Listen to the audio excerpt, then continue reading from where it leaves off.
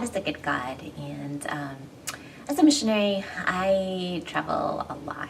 And well, while I was living in Japan, before, like a week before every trip, I would start to just reflect and evaluate my life and see where it was going. And one of the times that I was getting ready to travel, I was just thinking, before, like I used to just love to talk about God all the time, and every opportunity I would have, I would just want to talk to people about God, and especially in the plane. I would be so excited to have these long plane rides because I'd have a captive audience and they always wanted to hear about God.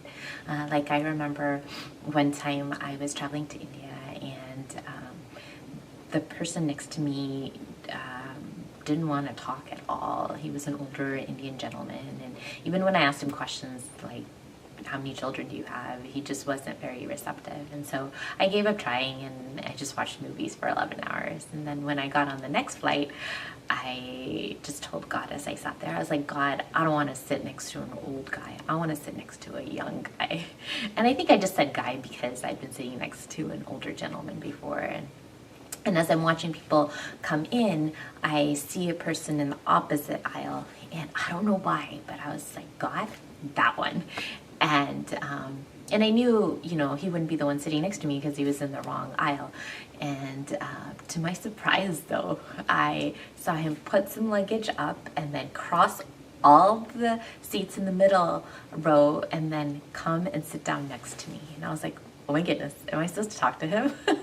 and I was like, God, he's, he might get the wrong idea because he's about my age. And so I was like, I don't know, should I talk to him? And God was like, talk to him. And I was like, God, I don't know if it's appropriate. And this guy, he started talking to me. And as we were talking, I was like, God, I want this conversation to be about you. And he asked me, what did I want to do? And I just finished residency, and I was telling him, I'm thinking of becoming a medical missionary. And he said, I don't know what it is, but everybody I meet these days is into God. And I said, well, I don't know about everyone else, but I'll tell you why I am. So I started sharing about how I started to believe in God and the things that have happened since. And after an hour or two, I was like, I don't want to overwhelm him. So I just stopped.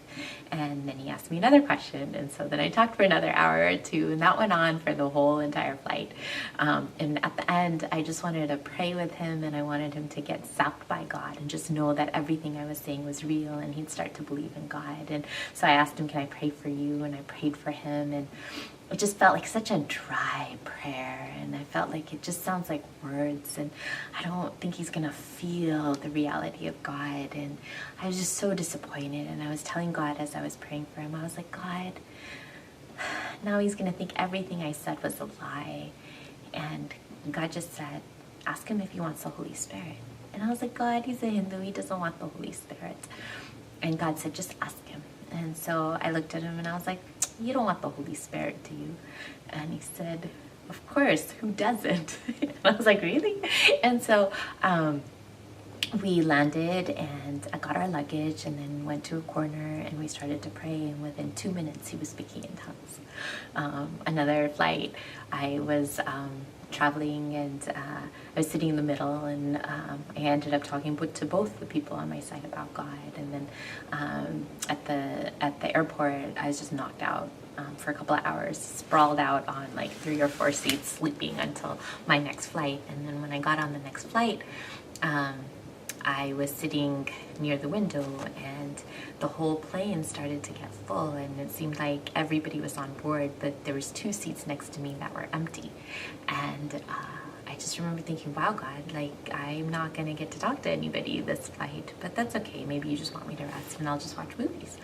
And then this family of 3 came on board, and it was a child and 2 parents, and they looked Korean. And I looked behind and across, and I saw that there was 2 Indian people in a middle seat, and it looked like one of them was gonna have to sit there, and then 2 were gonna sit next to me. And I thought, okay, well, this looks like a Korean family from Korea, and they probably don't speak a lot of English, and those are 2 Indian people, and so I can either speak Hindi or English with them. So I just said, hey, do you all want to sit together? And I'll just sit in that middle seat. So I went over there and I sat in the middle seat. And what I'd noticed is that the Indian lady had been staring at me for a long time. And I didn't know why, but I just started talking to her, and as we were talking, I started sharing about God and stuff, and she just said to me, you know, she's like, when I saw you, even at the airport, I just felt like I knew you. And within an hour, she was speaking in tongues, and then I went to sleep. And yeah, I just love being on the plane. And now I was talking to God, and I was like, God, but now when I get on the plane, I just want to rest.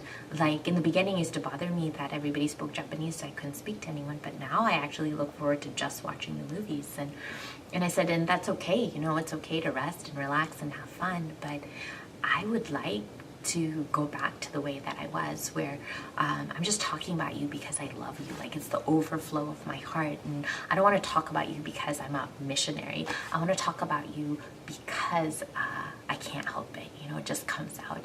And I want it to be natural and not forced at all.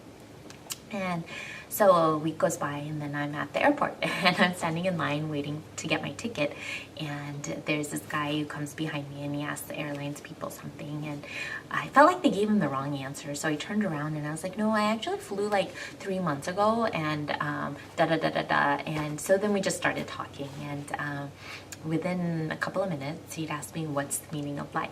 And if you asked me that now, I wouldn't be able to tell you. But at that moment, just an answer, boom, came out of my mouth. And it was something about God. And he looked at me and he was like, you know, I asked that question to a lot of people, but this is the first time it's made sense to me. And so I started telling him why I believe in God, and as I was sharing the story, we separated to get our tickets, and then came back together again, and I kept talking, and I finished the story, and then he had some yen left over that he wanted to spend, so he left, and our flight was delayed by an hour, so when he came back, he sat down next to me, and we started talking some more, and then I told him about the Holy Spirit, and started speaking in tongues, and we got on the plane, and he was sitting in front of me, and but it just so happened that the people sitting next to us were actually a couple, and so we traded with them, and we ended up sitting next to each other, and we were both really tired, so we just went to sleep. Woke up an hour later, and he just started asking me questions about God, and he just kept asking questions, and I was just trying to tell him everything I could about how to have a relationship with God, and then he got off his flight, and we exchanged emails, but I didn't really know if I was going to hear from him again. And then about 5 to 6 weeks later, I get this email from him, and he's like, I've been telling everybody I know about everything that you said, and nobody believes me. But he said, but I know the truth, and one day I want to become a missionary and travel the world just like you. And I was like, wow, God, you're so good. Like, you already started to answer my prayer. And that trip was great. Like, we went shopping one day, and I needed some clothes altered, and since this place was so far away, I was like, I want them all altered, and I want to check them all before I leave. I don't want to come back. And so we were spending quite a lot of time there. And one of the while we were waiting, one of the clerks went, and he went to the local temple, and he came back with this thing called prasad, which is like this kind of like blessed food that you eat, and so he gave it out to us, and one of the other clerks, he was like, oh, you know, in my religion we can't eat this, and my mom started telling him, well, actually in the Bible it says that if you feel like it's wrong, then don't eat it, but if you just think of it as just food, you can eat it. And he was Catholic, and so my mom started sharing how we started to believe in Jesus, and then she's like, hey, do you want to get filled with the Holy Spirit? And he was like, okay. And he sat down, and by the time we were going to start praying for him, the guy who was Hindu had brought us the prasad. He was like, oh, he sat down too to pray, and soon he was speaking in tongues, and then the Catholic guy saw that. He was like, well, if this guy can speak in tongues, then I definitely want to, and he started to. Another time we take a lot of our bathroom breaks in the 5-star hotels. And there's this one 5-star hotel, and I love their jewelry store. I can't afford anything there, but I love just going and looking, and so I ran over there, and one of the salespeople, she was pregnant, and so my mom was just talking to her and saying, hey, how far along are you and stuff, and the lady started just sharing that she was having some complications with her pregnancy, and so we prayed with her and gave her a testimony, and then a couple of weeks later we went by and she's like, I was hoping you guys would come by because after you prayed, like, everything went okay. Like, the doctor told me I was going to be on bed rest and I was afraid of losing my job, and now everything's okay.